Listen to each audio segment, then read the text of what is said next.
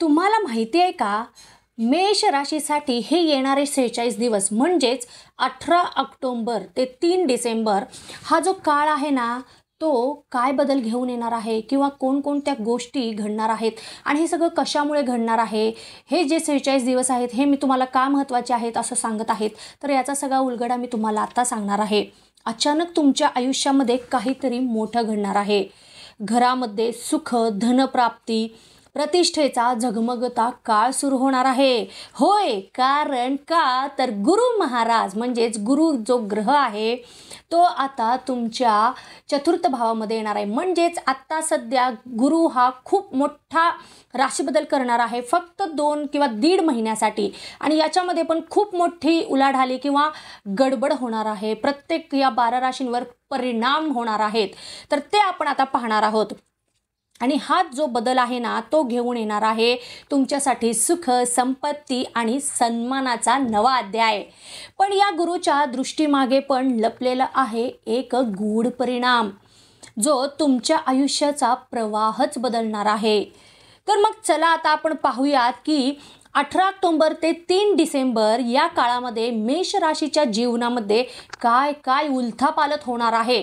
परंतु त्याच्या अगोदर तुम्ही माझ्या चॅनलला अजून पण सबस्क्राईब केलेलं नाही आहात तर अगोदर जा, माझ्या चॅनलला सबस्क्राईब करा, व्हिडिओला लाईक करा आणि खूप लोकांपर्यंत हा व्हिडिओ शेअर करा.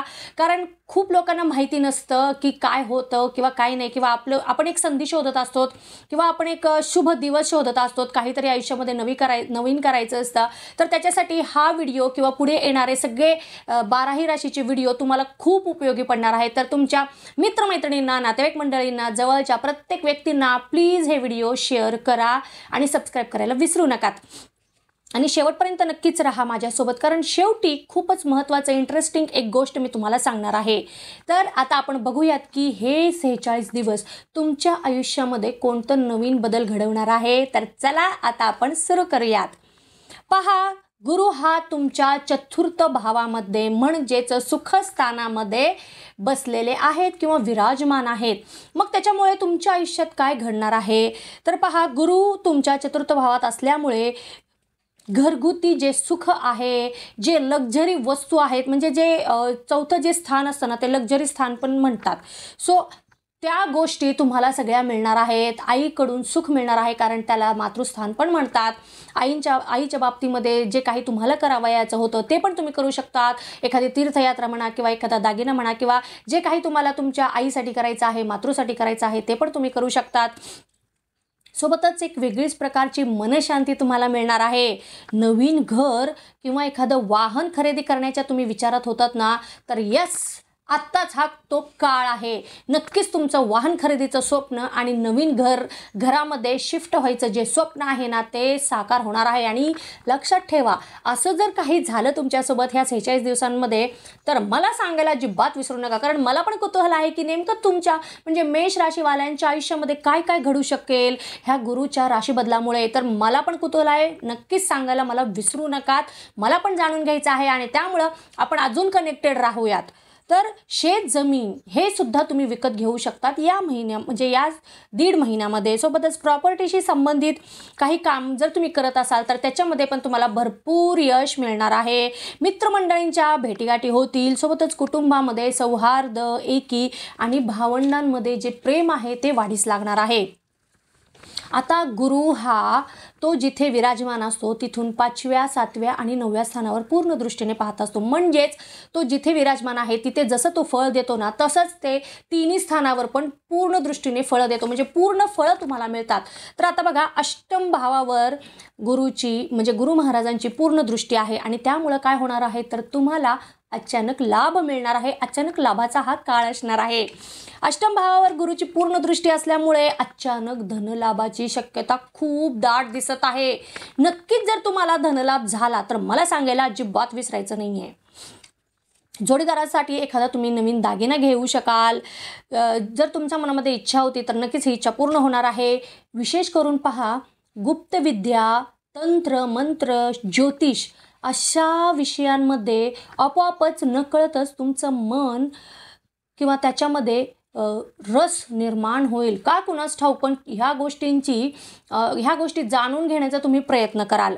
काहींसाठी तर हा काळ ना खूपच रहस्यमय अनुभव देणारा असणार आहे. मग कोणते रहस्य उलगडतील किंवा काय रहस्यमय तुम्ही अनुभव घ्याल मला सांगायला अजिबात विसरायचं नाही आहे. कमेंटमध्ये मला खरं सांगायचं आहे, म्हणजे मला पण कळेल की नेमकं काय काय गोष्टी घडतील. आता बघा, गुरुची दृष्टी, पूर्ण दृष्टी ही तुमच्या दशम स्थानावर किंवा दशम भावावर पण आहे आणि त्यामुळे करिअर आणि प्रतिष्ठेचा जो उत्कर्ष होणार आहे, त्याचा लाभ जो तुम्हाला मिळणार आहे ना, तो अप्रतिम असणार आहे. गुरुची दृष्टी तुमच्या दशम भावावर म्हणजेच तुमच्या कर्मस्थानावर आहे. त्यामुळे व्यावसायिकांसाठी तर हा सोनं किंवा सोने पे सुहागा जो म्हणतात ना, असाच काळ आहे. म्हणजेच व्यवसायामध्ये तुम्हाला नवीन संधी मिळेल, व्यवसायाची वाढ होईल, आर्थिक भरभराट तर तुम्ही विचारूच नका एवढी होणार आहे. आणि त्यामध्ये दिवाळी आलेली आहे. मग अजून काय विचारता किंवा अजून काय पाहिजे ना आपल्याला. सोबतच जे कोणी नोकरी करत आहेत त्यांना पण प्रमोशन होण्याची खूप दाट शक्यता दिसत आहे. नवीन जबाबदारी तुमच्या अंगावर पडतील. सोबतच ज्या कोणा व्यक्तींना राजकीय क्षेत्रामध्ये किंवा समाजसेवक असतील तर त्यांना पण त्यांच्या क्षेत्रामध्ये भरपूर यश मिळणार आहे, जगमान्यता मिळेल. सोबतच तुमचा मानसन्मान आणि प्रतिष्ठा समाजामध्ये वाढीस लागेल. मित्रांकडून अचानक तुम्हाला मदत मिळतील. आनंदाच्या बातम्या जिकडून पहा तिकडून तुम्हाला आनंद बातम्या मिळायला लागतील. एवढं सुंदर हा काळ तुमच्यासाठी असणार आहे. गेलेले वैभव परत येईल किंवा गमावलेलं जे काही होतं ना, किंवा गमावलेली एखादी संधी होती की तुम्हाला ते पूर्वी कधी मिळालेली होती पण तुम्ही ती संधी वापरली नाही किंवा त्याचं म्हणजे सोनं करायचा तुम्ही प्रयत्न केलेला नाही, तर तीच संधी पुन्हा तुमच्या आयुष्यामध्ये चालून येणार आहे. मग ती कोणत्याही प्रकारची संधी असू शकते आणि त्याचा तुम्ही आत्ता तरी निदान चांगला वापर करण्याचा प्रयत्न करा, कारण हा काळ तुमचं भाग्य बदलणारा आहे, तुमचं अख्खं जीवन बदलणारा आहे. तर ही गोष्ट तुम्ही लक्षात ठेवा. सोबतच समाजकार्य आणि सामाजिक संबंध वाढतील. आता गुरुची पुन्हा पूर्ण दृष्टी म्हणजे तिसरी दृष्टी ही 12व्या स्थानावर आहे. म्हणजेच प्रवास आणि उच्च शिक्षणाचा योग खूप प्रबळ दिसत आहे. आता 12व्या भावावर गुरुची पूर्ण दृष्टी असल्यामुळे काही लांबचे प्रवास घडवू शकतील. म्हणजेच बघा, बऱ्याच दिवसांपासून तुम्हाला परदेशी जाण्याचं जे स्वप्न होतं ना, ते पूर्ण होण्याचा हा काळ आलेला आहे. खटपट चालू होती, डॉक्युमेंट्स वगैरे क्लॅरिफिकेशनसाठी फक्त राहिलं होतं, तिथे तुम्हाला अडचणी येत होत्या. तर आता नक्की सगळ्या अडचणी दूर होणार आहेत आणि तुम्ही याच्यामध्ये सफल होऊन तुमचं जे काही स्वप्न आहे, टूरला जाणं, दुसऱ्या देशामध्ये एक्सप्लोअर करणं, ते आता पूर्ण होण्याची शक्यता खूप दाट दिसत आहे. तर नक्कीच तुम्ही त्याचा फायदा घ्यायला विसरू नका. विद्यार्थ्यांना उच्च शिक्षणासाठी पण तुम्ही प्रयत्न करत होतात की दुसऱ्या देशामध्ये किंवा तुम्हाला आवडीचं कॉलेज, आवडीचं क्षेत्र पाहिजे होतं, कुठेतरी अडचणी येत होत्या, तर आता त्या सगळ्या अडचणी दूर होतील आणि नक्कीच तुम्ही जर कोणती एक्झाम वगैरे दिली असेल तर तिथे पण तुम्हाला भरभरून यश मिळेल. सोबतच शिक्षणासाठी उत्तम संधी तुम्हाला मिळतील.